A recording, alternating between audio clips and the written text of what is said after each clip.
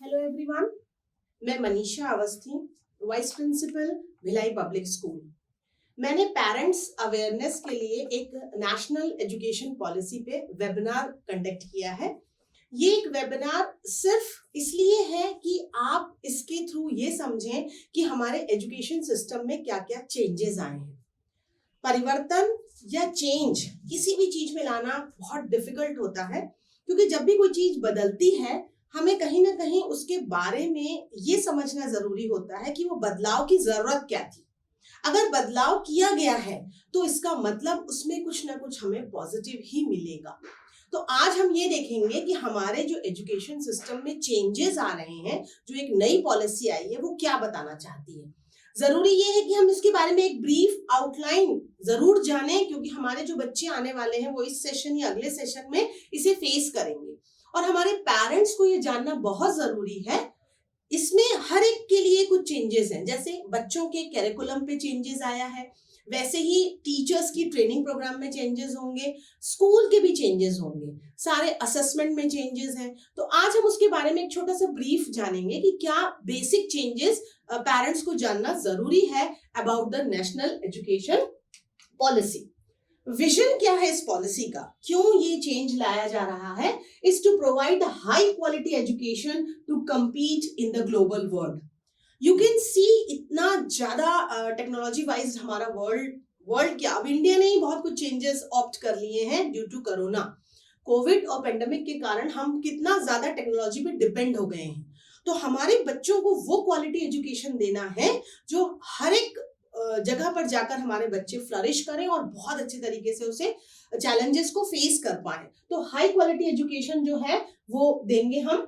Curriculum and pedagogy must develop a sense of respect towards the fundamental duties and Constitution of India. हमारी जो rights हैं, जो duties हैं, या एक परफेक्ट सिटीजन बनने के लिए जो हमें जानना चाहिए, उसका हम एक डीप नॉलेज देंगे। देखिए, एक एजुकेशन ही ऐसा वेपन है जिससे आप सब चीज कर सकते हैं, है ना। तो हम अपने बच्चों में बचपन से ही अपने कॉन्स्टिट्यूशन के प्रति, अपनी कंट्री के प्रति एक बहुत ही डीप बॉन्ड क्रिएट करेंगे through our curriculum. Actually curriculum and pedagogy क्या होती है? पेडागोजी होती है कि जो भी हम एक्टिविटीज करते हैं या सेट ऑफ परफॉर्मेंस करते हैं रिलेटेड टू एजुकेशन, कहना चाहिए कि जो शिक्षा के क्षेत्र में हम चीजें अपनाते हैं उसे हम कहते हैं पेडागोजी। और कैरिकुलम होता है जो हम सेट ऑफ कोर्स डिसाइड करते हैं। कंटेंट, तो हमारा कंटेंट कुछ ऐसा बनाया जाएगा जिससे हमारे बच्चों में हमारे कॉन्स्टिट्यूशन, हमारे इंडिया और हमारे देश के प्रति जागरूकता भी हो, प्रेम भी हो, और हम कुछ एक नई तरीके की फीलिंग्स उनमें डेवलप कर सकें। साथ ही साथ to develop the deep bond with the country and to sense of pride. तो ये सारे डेवलपमेंट पढ़ाई के थ्रू ही आ सकते हैं, इस पर भी ध्यान दिया जाएगा। अब मैंने आपसे कहा ना कि जब भी कोई परिवर्तन होता है या चेंजेस लाए जाते हैं तो एक्चुअली क्यों जरूरत पड़ी। तो कुछ एक की पॉइंट्स मैं आपको बहुत ब्रीफ में समझा दूंगी कि पहले हम ये जानना चाहें कि परिवर्तन हो रहा है तो क्यों हो रहा है। जब हमें लगेगा कि हाँ, ये पॉजिटिव इफेक्ट्स हैं और ये जरूरी है जो हमें एजुकेशन में लाने हैं, तब हम अपने सिस्टम को समझेंगे कि एजुकेशन में क्या क्या चेंजेस अब आएंगे। पहला इसका पॉइंट है respect for the diversity and local context. देखिए, इंडिया, ये हम सब जानते हैं, is a land of diversities. बहुत विभिन्नता है हमारे देश में। चाहे आप देखिए स्टेट वाइज हमारे ड्रेसिंग सेंस हो, हमारा कल्चर हो, हमारी लैंग्वेज हो, सब में बहुत ज्यादा फर्क है। तो हम एजुकेशन के थ्रू, एजुकेशन के माध्यम से ये डाइवर्सिटी, इंडिया की डाइवर्सिटी हर एक बच्चों तक पहुंचाएंगे। लोकली भी हम, चाहे वो लैंग्वेज हो, लोकल कल्चर हो, अब हमारे करिकुलम में इसको इंपॉर्टेंस दिया जाएगा। एक sense of respect, awareness about the diversity and the local area in which you are belonging. आप जहां पे हैं उस पर्टिकुलर स्टेट, उस पर्टिकुलर कल्चर को आपको जानना बहुत जरूरी है। और खाली यही नहीं, बट हमारा एजुकेशन सिस्टम अब ये भी कहता है कि स्टूडेंट्स को हम सारे इंडिया में विजिट कराएं, प्लेसेस ले जाएं और अवेयरनेस करें कि कौन सा स्टेट क्या कल्चर और क्या ट्रेडिशन फॉलो करता है। अपने देश के बारे में जानना ही बच्चों को बहुत इंपॉर्टेंट फील कराना जरूरी है, तभी वो अपने देश को जानेंगे और देश के प्रति अपनी ड्यूटीज समझेंगे। Equity and इनकल्शन। इक्विटी का मतलब है इक्वालिटी। देखिए जब भी आप एक बिल्डिंग भी बनाते हैं तो क्या होता है, आपको चारों पिलर सेम बैलेंस करके रखने पड़ते हैं, इजंट इट? तो वही चीज अब एजुकेशन सिस्टम सोच रहा है कि अगर कोई चेंजेस आते हैं, एजुकेशनल डिसीजन लिए जाते हैं, तो वो डिसीजन जो है वो सबको मान्य करके करे जाएंगे, यानी इक्वालिटी होगी। कुछ भी ऐसा नहीं किया जाएगा कि किसी एक पार्ट पे अलग है और एक पार्ट पर अलग है, मतलब एक क्वालिटी की आपके पास एजुकेशनल डिसीजंस माने जाएंगे। कम्युनिटी पार्टिसिपेशन, कम्युनिटी क्या है, समुदाय जो अलग अलग तरीकों का होता है। तो इसमें ये बताया गया है कि अब हमारे एजुकेशन पॉलिसी में इस बात का भी ध्यान रखा गया है कि हर एक समुदाय को हम एनकरेज करें, उन्हें एक बढ़ावा दें और उनका पार्टिसिपेशन हमारे एजुकेशन सिस्टम में कहीं ना कहीं इन्वॉल्व हो जाए। तो इस पर भी ध्यान रखा गया है। यूज ऑफ टेक्नोलॉजी, देखिए अगर आपको आगे बढ़ना है यानी अपग्रेड होना है, अपडेटेड होना है, और आज हम देख रहे हैं कि हर एक चीज पर हम टेक्नोलॉजी पर डिपेंड हो गए हैं, तो एजुकेशन क्यों नहीं? जो फॉरेन कंट्रीज में या आउट ऑफ इंडिया जो चीजें होती थी वो कहीं ना कहीं अब हमने इंडिया में भी ऑप्ट करना चालू कर दी हैं। तो अब हम टेक्नोलॉजी बेस्ड एजुकेशन को छोड़ेंगे नहीं। अब ये नहीं है जो हमने अभी ऑनलाइन किया वो अब खत्म हो जाएगा, ऐसा नहीं होगा। हम टेक्नोलॉजी का बराबर से यूज अब हम अपने एजुकेशन सिस्टम में रखेंगे। एम्फसाइज द कॉन्सेप्शनल अंडरस्टैंडिंग, ये बहुत इंपॉर्टेंट होता है। देखिए बच्चे इस एजुकेशन पॉलिसी में सबसे इंपॉर्टेंट यही है कि जो रोट लर्निंग है, मेमोराइज करना है और रट के पास हो देना है सिर्फ मार्क्स लेकर के, वो मेथड खत्म होगा। रोट लर्निंग की जगह अब हम कंसेप्शनल अंडरस्टैंडिंग पे ध्यान देंगे। जब बच्चा कंसेप्ट को पढ़ के कोई चीज आगे बढ़ता है तो वो भूलता नहीं। रटन विद्या जिसे हम कहते हैं ना, वो नहीं करना कि रटो, एग्जाम में जाओ, लिख लो, मार्क्स ले लो। तो मार्क्स हमें मिल जाते हैं बट हमारा स्किल डेवलप नहीं होता है। तो कंसेप्शनल बेस्ड अंडरस्टैंडिंग के टॉपिक्स और वैसी ही चीजें पढ़ाई जाएंगी। Then you have the unique capabilities पे ध्यान दिया जाएगा, यानी जिस भी बच्चे का जो टैलेंट है, जो कैपेबिलिटी है, वो टाइम टू टाइम एसेस की जाएगी और उसको उसी हिसाब से एजुकेशन सिस्टम फ्लेक्सिबिलिटी देगा कि वो अपनी कैपेबिलिटी, अपने टैलेंट पे काम करे। क्रिटिकल थिंकिंग एंड क्रिएटिविटी, हर एक, जब हमारी 5 उंगलियां एक बराबर नहीं होती हाथ की, वो अपने अपने अलग अलग होती हैं, वैसे ही बच्चा भी कभी एक जैसा नहीं होता है। तो हमारे एजुकेशन सिस्टम ने भी इसी चीज पर ध्यान दिया है कि बच्चे की क्रिएटिविटी को पहचानेंगे हम, उस बच्चे की क्रिएटिविटी पर कहीं पे भी कोई दबाव ना हो या उसके टैलेंट पर कहीं पे भी हम फोर्स करके उसको खत्म ना कर दें कि बस रटो और पास हो जाओ। उसमें जो भी क्रिएटिविटी है, जो भी टैलेंट है, उसे हम ग्रो करेंगे, उसे हम एनकरेज करेंगे। और एक जो ये देखा ना आपने, क्रिटिकल थिंकिंग, क्रिटिकल थिंकिंग का मतलब ही होता है कि बच्चों में एक ऐसी यूनिक मतलब डिसीजन मेकिंग की कैपेबिलिटी डाल दीजिए या सिखाइए उन्हें कि क्या गलत होता है, क्या सही होता है। एक विश्लेषण जिसे हम कहते हैं ना, वो उसे कर पाए कि क्या चीजें उनके लिए सही है और क्या चीजें गलत है। एक थिंकिंग डेवलपमेंट कोर्स भी मतलब कैरिकुलम में ऐसा रहेगा कि उनके अंदर वो आने लगेगी क्वालिटी। कंटिन्यूस रिव्यू, ये तो बहुत इंपॉर्टेंट होता है। आप कोई भी चीज करिए, जब तक उसका आपको आउटकम नहीं मिलता है, जब तक आप उसे एसेस नहीं करते हैं चीजों को, तब तक आपको पता ही नहीं चलता है कि उसका मतलब फीडबैक लेना जरूरी है। तो हमारा एजुकेशन सिस्टम इन सब को ध्यान रखते हुए कंटिन्यूस एसेस करना या रिव्यू करना भी देखेगा। तो आई होप कि ये आपको क्लियर हुआ होगा कि इस की पॉइंट्स पर हमारा एजुकेशन पॉलिसी में चेंजेस आए हैं। कैसा होगा हमारा 21st सेंचुरी का जो क्लासरूम स्किल होगा, ethics, moral values, justice, known about the moral things, ये सारी चीजें। सोशल रिस्पॉन्सिबिलिटी, हमें समझना है, हमारे बच्चों को सिखाना है कि हमारी सोसाइटी के प्रति, हमारे आसपास जो चीजें हो रही हैं उसके प्रति हमारी क्या जिम्मेदारियां हैं। हम सिर्फ यही चीज सोचते हैं कि बस पढ़ा दीजिए, सब्जेक्ट नॉलेज दे दीजिए, तो उससे एक कंप्लीट पर्सनालिटी डेवलप नहीं होती है। सब्जेक्ट नॉलेज से सिर्फ एक बुकवर्म पैदा हो रहा है। अब हम बुकवर्म नहीं चाहते हैं, हम एक सिटीजन, एक अच्छा बच्चा जो कि डेवलप होके बाहर आए तो वो देश के प्रति कुछ करे या उसमें सारी एक फीलिंग, एक सेंस ऑफ रिस्पॉन्सिबिलिटी डेवलप हो। हेल्थ एंड फिटनेस, ये तो सबसे इंपॉर्टेंट है। और अभी हमें ये और पता चला है कि हमें अपने फिजिकल हेल्थ के लिए कितना ध्यान देना चाहिए, क्योंकि हम बैठे बैठे अगर कोई काम कर रहे हैं, फिजिकली एकदम जीरो है, तो हम मेंटली भी परफॉर्म नहीं कर पा रहे हैं। तो टाइम टू टाइम योगा हमें करना है, फिजिकल एक्सरसाइज करना है, गेम्स करना है। तो स्पोर्ट्स इंटीग्रेटेड एजुकेशन सिस्टम भी अब आपके पास आ रहा है। क्रिएटिविटी, हर एक चीज में बच्चा क्रिएटिव हो सकता है, ड्राइंग में, पेंटिंग में, सिंगिंग में, स्विमिंग में, स्पोर्ट्स में, म्यूजिक में। उसके उस टैलेंट को हमें एनकरेज करना है, उसकी क्रिएटिव टैलेंट को बाहर लाना है। क्रिटिकल थिंकिंग, मैंने आपको बताया एक सही विश्लेषण करना, एक बच्चे में ये आना चाहिए कि उसके लिए क्या गलत है क्या सही है। Problem solving, problem is always having a solution, ये हमें पता है, लेकिन हम सॉल्यूशन नहीं ढूंढते हैं।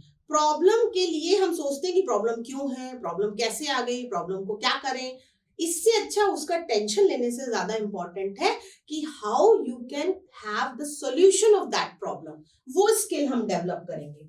साइंटिफिक टेम्पर, साइंटिफिक ना जैसे साइंस होता है, जब फिजिक्स या केमिस्ट्री है वो देखते हैं तो आप उसका रीजन बताते हैं, लॉजिकल कुछ रीजन होता है जिसपे आप बात करते हैं। तो हमें भी वही टेम्परामेंट डेवलप करना है कि क्यों है, कोई भी चीज हाइपोथेटिकल नहीं होती, अजम्पशन नहीं करनी है, आपका टेम्परामेंट होना चाहिए कि आपको साइंटिफिक स्किल्स आए। कोलैबोरेशन, कोलैबोरेट होके काम करना, देखिए team work is always effective. तो हम ये देखेंगे कि सारे स्टेट्स अपने एजुकेशन सिस्टम के साथ एक कोलैबोरेट होके एक साथ आगे बढ़े। मतलब इंडिया जो है वो ओवरऑल तभी बढ़ेगा जब सारे स्टेट्स के बोर्ड एक साथ आगे बढ़ेंगे। तो क्या होता है, किसी बोर्ड में एजुकेशन सिस्टम अलग है, किसी में अलग है, तो अब ऐसा नहीं होगा, हम कोलैबोरेट करके सारे बच्चों को ऑल ओवर इंडिया एक साथ सिस्टम देंगे पढ़ने का। डिजिटल लिटरेसी, ये तो बहुत इंपॉर्टेंट है। आज आप देखिए घर घर में जब से हम लॉकडाउन में बैठे हैं, हमने कहीं ना कहीं लैपटॉप, कंप्यूटर, मोबाइल, टेक्नोलॉजी, इसमें हमने बहुत सी वैसी चीजें जान ली जो हम कभी नहीं जानना चाहते थे। चाहे वो हाउसवाइफ हो, चाहे वो एक छोटा बच्चा हो, चाहे उसे पढ़ना हो, चाहे कुकिंग करना हो, लेकिन आप पूरे डिपेंडेंट हो गए हैं अब टेक्नोलॉजी पर। तो फिर एजुकेशन सिस्टम कैसे अलूफ रह सकता है?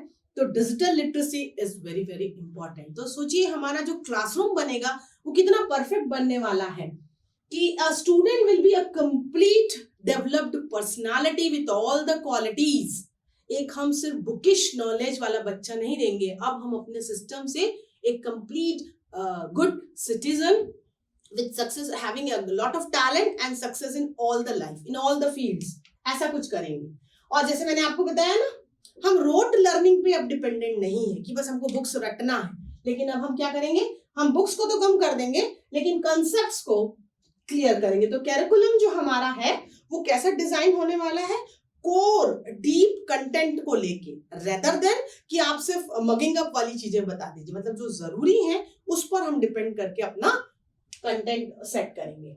अब एजुकेशन सिस्टम में क्या चेंजेस आया, ये बहुत इंपॉर्टेंट फैक्टर है कि कैसे ये जो मैंने आपको बताया कि ये की पॉइंट्स है, ये ब्रीफिंग है, ये कैसे हम लाने वाले हैं, अब उसके बारे में जो पेरेंट्स को जानना जरूरी है, जिसके लिए मैंने ये वीडियो बनाया है और जिसमें हमने एक अवेयरनेस प्रोग्राम पेरेंट्स को सिर्फ समझाने के लिए कि क्या चेंजेस आ रहे हैं।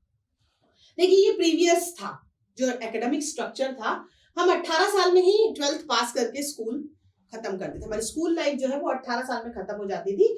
16 से 17 और 17 से 18, उस 2 साल में हम अपना 11वीं 12वीं करते थे। जब बच्चों को बोला जाता था सब्जेक्ट चूज करो, तुम्हारा कैरियर है, तुम्हें मैथ्स लेना है या बायो लेना है या कॉमर्स लेना है, जो भी सब्जेक्ट बच्चा चूज करना चाहता था उसे चूज करके वो 2 साल में अपने कैरियर बनाता था।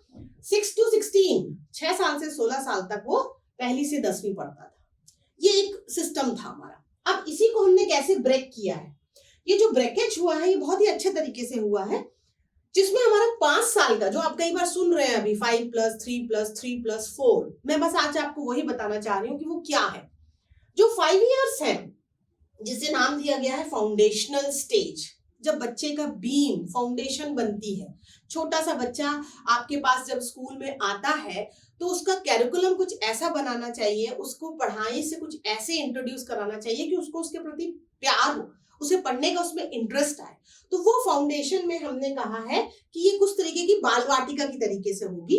बच्चा आएगा तो, लेकिन कोई बुक कॉपी इस तरीके का बर्डन वो फील नहीं करेगा। और एज 3 to 6, 3 to 6 का मतलब क्या हुआ, 3 to 4, 4 to 5 एंड 5 to 6, ये जो उसके 3 साल हैं वो एक बाल वाटिका में ही वो अपने फाउंडेशन या बेस को क्लियर करेगा। ये है, ये जो 3 साल है। देखिए फाउंडेशन 5 साल का है, उस 5 साल के फाउंडेशन में मैंने आपको बताया कि जो पहले के 3 साल है यानी 3 से 4, 4 से 5 और 5 से 6, ये 3 साल बच्चा जो है सिर्फ क्या करेगा, प्लेवे मेथड से या चीजों को देख के या अपनी मॉरल एथिक्स वैल्यू को समझेगा या छोटी छोटी पोएम्स पढ़ेगा, मतलब सिर्फ प्लेवे करेगा, यानी वहां से वो एंजॉय करेगा। अपने एजुकेशन सिस्टम से सिर्फ अवेयर होगा और कुछ भी नहीं है। फिर उसके पास 2 साल आए फाउंडेशन में, जब वो 6 to 7 और 7 to 8, ये 2 साल वो है क्लास 1 और क्लास 2 करेगा। इस क्लास 1 और 2 में भी उसके पास कोई बर्डन नहीं होगा। तो ये जो फाउंडेशन स्टेज आपका मैं बता रही हूँ वो क्या है, देखिए ये वाला है 5 साल का multi level play activity based learning. ये 5 साल में 3 और 2, ये खुद अपने आप में ब्रेक है। तो 3 और 2 में जब बच्चा कर रहा है तो क्या मैंने बताया आपको, pedagogy of early childhood care and education, सिर्फ केयरिंग, लविंग, प्लेइंग, ऐसे वर्ड्स का, उन छोटे जो फूल की तरीके से आपके पास बाल वाटिका इसलिए यूज कर रही हूँ ये word. Focus on good behaviour, courtesy, ethics, good morning, good evening, सिर्फ ये जो बेसिक बिहेवियर होते हैं ना बच्चों को जो देते हैं हम, moral values, personal and public hygiene, cleanliness, focus on team work, cooperation, बच्चों को एक साथ बैठा के करना, आपस में मेल मिलाप करना, हाइजीन पे ध्यान देना, साफ सफाई सिखा, सिर्फ उन्हीं पे किया जाएगा और कुछ भी इनमें फाउंडेशनल स्टेज पे नहीं है। और इस फाउंडेशनल स्टेज को हमने कितने साल का बनाया है, 5 साल का बनाया है। जो 3 साल वो बच्चा 3 से 4, 4 से 5, 5 से 6 बाल वाटिका, 6 से 7 मतलब 6 to 7 एंड 7 to 8 वो क्लास 1 and 2 करेगा। ये हो गया आपका फाउंडेशन 5। अब आया 3, जिसे हम प्रिपरेटरी स्टेज कहेंगे। प्रिपरेटरी नाम से क्लियर है, जहां हम बच्चों को प्रिपेयर करेंगे आगे चैलेंजेस फेस करने के लिए। जब मैं आपसे कह रही हूँ क्रिटिकल थिंकिंग बढ़ाना है, बच्चे के टैलेंट को ग्रो करना है, कंसेप्ट्स को बताना है, तो इसका मतलब उसको प्रिपरेशन जो हम देंगे वो एक्सपीरियंशियल देंगे, यानी एक्सपीरियंस से जो आप सीखते हैं। देखिए आप अक्सर ये घरों पे भी हम करते हैं कि माँ बाप अपनी स्टोरी बताते हैं, अपने एक्सपीरियंसेस को शेयर करते हैं, तो बस वैसे ही कुछ होगा हमारा 3 साल का। मैंने क्या कहा, 8 to 9, 9 to 10 एंड 10 to 11, ये 3 साल वो क्लास 3, क्लास 4 एंड क्लास 5 पढ़ेगा। ये प्रिपरेटरी स्टेज में play, discovery, activity based and interactive classroom learning, इनके बारे में जानेगा। यानी graduation, there is a gradual transition from play based learning to more formal classroom learning. अब बच्चा क्लास में राइटिंग पार्ट सीखेगा, रीडिंग पार्ट सीखेगा, एक बहुत प्ले वे एक्टिविटी से धीरे धीरे उसका ट्रांजिशन यानी उसमें बदलाव लाएंगे कि हम उसे एक interactive classroom teaching learning method के बारे में बताएं। Introduction of the subjects including physical education, art, language, science, mathematics, emphasis on reading and writing. मैंने कहा ना उसे प्रिपेयर कराएंगे, सारे सब्जेक्ट का नॉलेज देंगे, लैंग्वेजेस पे ध्यान देंगे, आर्ट्स हो, साइंस हो, मैथ्स हो, सारे, और यहाँ तक वोकेशनल ट्रेनिंग पे भी एम्फेसिस किया गया है कि बच्चा जो होगा वो वोकेशनली तैयार हो कि वो अपनी अर्निंग कर सके। टाइम टू टाइम उन्हें कारपेंटर, पेंटर्स, आर्टिस्ट, इनके पास विजिट कराया जाएगा, उन्हें दिखाया जाएगा। तो आर्ट इंटीग्रेटेड या स्पोर्ट्स इंटीग्रेटेड, ये सारे सब्जेक्ट सब इंक्लूड होंगे। तो ये प्रिपरेटरी स्टेज अब आपका 3 साल का हो गया। जो नेक्स्ट 3 साल आया मिडिल में बच्चा कहां से आ रहा है, क्लास 6 से 7 आ रहा है और 7 से 8 आ रहा है। तो अब हमारे पास बच्चा जो है 5 से 6 जब गया तो 11 से 14 साल का हो गया। वो 11 से 14 साल का उसका वो मिडिल स्टेज है, यानी 6 to 7 एंड 7 to 8 क्लास मतलब 5 से 6 में आया बच्चा, 6 से 7 और 7 से 8। इस समय बच्चा जो है 11 से 14 साल का हुआ, उसकी मिडिल स्टेज हुई। और इस मिडिल स्टेज में बच्चा किस में है, experiential learning in the science, mathematics, art, social science and humanities. मानवता के बारे में भी पढ़ाना है, मॉरल्स, एथिक्स, जो वो फाउंडेशन स्टेज से ला रहा है उसे धीरे धीरे बढ़ाना है। अब हमने जब उसको राइटिंग रीडिंग से अवेयर करा दिया है उसके प्रिपरेटरी स्टेज पर, तो सब्जेक्ट पे फोकस किया जाएगा, एक्सपीरियंशियल लर्निंग दी जाएगी मिडिल स्टेज पर। Subject oriented pedagogical and curricular methodology, subject teachers for learning discussion of the more abstract concepts in each subject across the science, mathematics, art, social science and humanities. Pedagogical, मैंने कहा ना, एक activities जो हम education से related perform करेंगे उन सब पर कंसेप्ट बेस्ड चीजें होंगी, सारी एक्टिविटीज उसी पर बेस्ड होंगी और सारे सब्जेक्ट के कंसेप्ट आपके बहुत ही क्लियर कोर नॉलेज दिया जाएगा इन द मिडिल स्टेज। आपका मिडिल स्टेज पूरा क्लियर होने के बाद 14 साल के बाद बच्चा जो है 9th से आया, तो 14 से 15, 15 से 16, 16 से 17 और 17 से 18, 4 साल है उसके पास। तो वो जब 14 से 15 गया तो 9th, 15 से 16 10th, 16 से 17 11th और 17 से 18 12th। देखिए पहले और अब में, तब भी 18 साल के बाद ही बच्चा 12th पास आउट होगा, लेकिन अब ज्यादा परफेक्शन के साथ वो 9th से 12th आ रहा है, जिसे हम सेकेंडरी स्टेज बोल रहे हैं। तो अब हमारा मिडिल खत्म हो गया, क्लास 8 तक। अब उसके बाद जो सेकेंडरी स्टेज आ रही है उसमें बच्चा फ्लेक्सिबल है, वो कोई भी सब्जेक्ट चूज कर सकता है, अपने सारे सब्जेक्ट्स पर डिफरेंट तरीके की चीजें पढ़ सकता है। उसे हमने सेकेंडरी स्टेज किया है, जहां वो greater critical thinking, multi disciplinary study, flexibility and student choice of the subject. Flexibility का मतलब ये है कि बच्चा कुछ भी चाहे तो कर सकता है। उसे लगता है कि वो फिजिक्स के साथ म्यूजिक ले ले, उसे लगता है वो म्यूजिक के साथ ज्योग्राफी पढ़ ले। तो फ्लेक्सिबल है बच्चा, जिसमें क्रिएटिव है, जिसमें टैलेंटेड है, वो फील्ड वो चूज कर सकता है। और higher critical thinking skill develop करना है, क्योंकि जो हायर ऑर्डर क्वेश्चंस आएंगे, अगर बच्चा ये सारी स्टेज पर परफेक्ट है तो सेकेंडरी में डेफिनेटली वो higher order skill critical thinking develop कर लेगा। यानी सेकेंडरी जो हाई स्कूल स्टेज रहेगी, 4 years of multi disciplinary study, 4 साल है आखिरी के 9वीं से 12वीं, जब वो मल्टी डिसिप्लिनरी अलग अलग चीजों पे जा सकता है। Greater depth, greater critical thinking, greater attention to life aspiration. जो मैंने आपको कहा ना, थिंकिंग बता दी मैंने, टैलेंट बता दिया, अब मैं कह रही हूँ कि ट्रेनिंग इस तरीके से दी जाएगी उन 4 सालों में कि वो पता चले कि बच्चा कहाँ कहाँ अपने आप का अर्निंग या जॉब ओरिएंटेड हो सकता है। अटेंशन टू लाइफ एस्पिरेशन, देखिए बच्चे को हम आगे के चैलेंजेस फेस करने के लिए तैयार कर रहे हैं।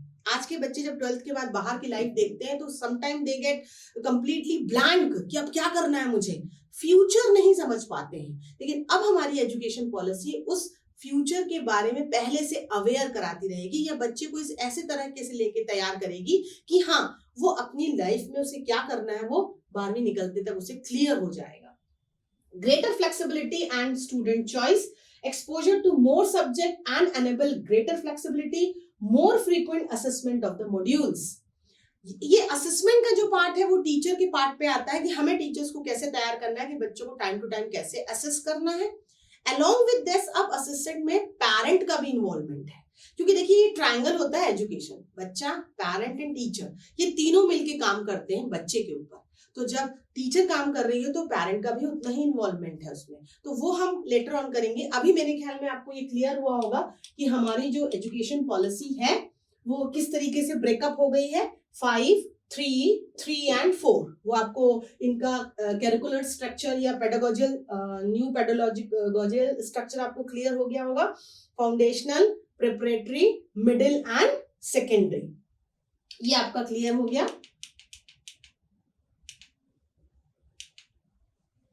ये जो एक लास्ट टॉपिक में आपको ब्रीफ एक्सप्लेन कर देती हूँ कि आपको जो ज्यादातर बेसिक चीजें बताई गई हैं वो किस किस पे बताई गई हैं।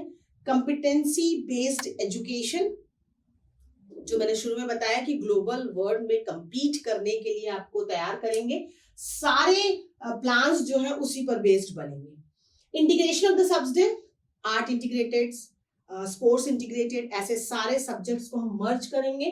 डेवलपमेंट ऑफ साइंटिफिक टेम्पर, ये मैंने आपको पहले ही बताया, और जो साइंटिफिक मतलब टेम्परामेंट बच्चों को ऐसा करना है कि उनमें पेट्रोटिज्म भी आए, उनमें साइंटिफिक लर्निंग भी आए, उनमें लॉजिकल थिंकिंग भी आए, सारी चीजें डेवलप हो। No silos among the subject and learning. अभी क्या होता है, एक फाइन लाइन होती है अलग अलग कि कैरिकुलर ये है, को कैरिकुलर ये है, ये आपकी एकेडमिक है, ये वोकेशनल है, इसमें कंपटीशन है, इसमें नहीं। अब वो वैसी फाइन लाइन भी नहीं रहेगी। नाउ को करिकुलर, कैरिकुलर, एक्स्ट्रा कैरिकुलर, कोई भी गैप नहीं है इनके बिटवीन में, no separation. Science and humanities, sports, art, academic, अब सबके बीच में जो गैप हुआ करता था वो हटा दिया गया है। एम्फेसिस ऑन डिजिटल लिटरेसी, ये मैं आपको पहले ही बता चुकी हूँ। And promotion of multilingual teaching, ये एक इंपॉर्टेंट पार्ट आ गया है कि हमें अब एक स्टेट लैंग्वेज, लोकल लैंग्वेज पर जरूर एम्फेसिस करना है। हम अपनी बुक्स को भी उसी तरीके से लगा सकते हैं, मतलब हमें अपनी लोकल लैंग्वेज पर ध्यान देना है, उसे प्रमोट करना है। तो हिंदी, इंग्लिश, एक लोकल लैंग्वेज और मल्टी क्योंकि क्या होता है, पढ़ाई में कभी भी एजुकेशन को बैरियर नहीं बनाना है। अगर हम डिजिटल लिटरेसी करते हैं तो उसमें भी language is not the barrier, कि हम क्योंकि ये लैंग्वेज नहीं जानते इसलिए पढ़ नहीं पाए, तो that will be not done. तो आई थिंक हमने सारी चीजों पे जो है वो फोकस कर लिया है। ये बहुत सारी चीजें ऐसी हैं जो आपको पता होनी चाहिए थी। इसमें एक इंपॉर्टेंट पॉइंट ये भी है कि all the text book shall aim to contain the essential core material deemed important on the national level, but at the same time they contain desired supplementary material as per the local context and need. वैसे तो हमारी books जो हैं वो जरूर core subject या core content पे है, लेकिन अगर आपको जरूरत पड़ती है तो कोई आप सप्लीमेंट्री बुक्स जरूर उसमें ऐड कर सकते हैं जो आपके लोकल स्टेट या एरिया के लिए जरूरी है। Formulation of the new and comprehensive national curricular framework for the school education, which is NCFSE 2021, will be undertaken by NCERT and based on the principle of the new education policy. तो अब वो ले लिया गया है और new formulated books आएंगी। वही बुक्स के बारे में मैं आपको बताना चाह रही थी कि जो मेन कोर सब्जेक्ट पे होंगी। where possible school and teacher will have to choice in the test book they employ from among a set of test book that contain the requisite national or local material. Teachers और school इसके लिए free hand है कि कुछ वो चीजें add on कर सकते हैं other than your NCERT books. Increase the emphasis throughout the school years starting from the foundational stage. Use variety of innovative methods including regular use of puzzles, game. ये देखा होगा आपने, अभी हमने एक टॉय फेयर भी किया है वर्चुअली जिसमें हम इन्वॉल्व हुए थे। तो इस तरीके से आप ज्यादातर पजल बोर्ड गेम का यूज करेंगे। 10-day bagless period during the grade 6 to 8, ये बड़ी अच्छी चीज है। 10 days बैगलेस, बच्चे बिना बैग के आएंगे और बहुत ऐसी नई चीजें सीखेंगे स्कूल में जो उन्हें अलग तरीके की लाइफ फेसिंग चैलेंजेस को फेस करने के लिए इजी पड़ेगा। उस समय वो वोकेशनल एक्सपर्ट्स से मिलेंगे, मैंने आपको जैसे पहले बताया, carpenters, gardener, porters. Periodic exposure to the activities outside school through the meeting local artist and craftman. Vocational courses to be offered through the open and distance learning. Open and distance learning को भी थोड़ा broad strengthen aspect दिया गया है कि वो time to time training program करा सके। 2025 at least 50% of the learner shall have exposure to vocational education. ये टारगेट है कि कम से कम 50% तो हो जाए 2025 तक। Mother tongue, home language, local language are the medium of instruction wherever possible, जहां जहां पॉसिबल हो सकता है अंटिल ग्रेड 5 मदर टंग या लोकल लैंग्वेज को प्रमोट किया जाएगा।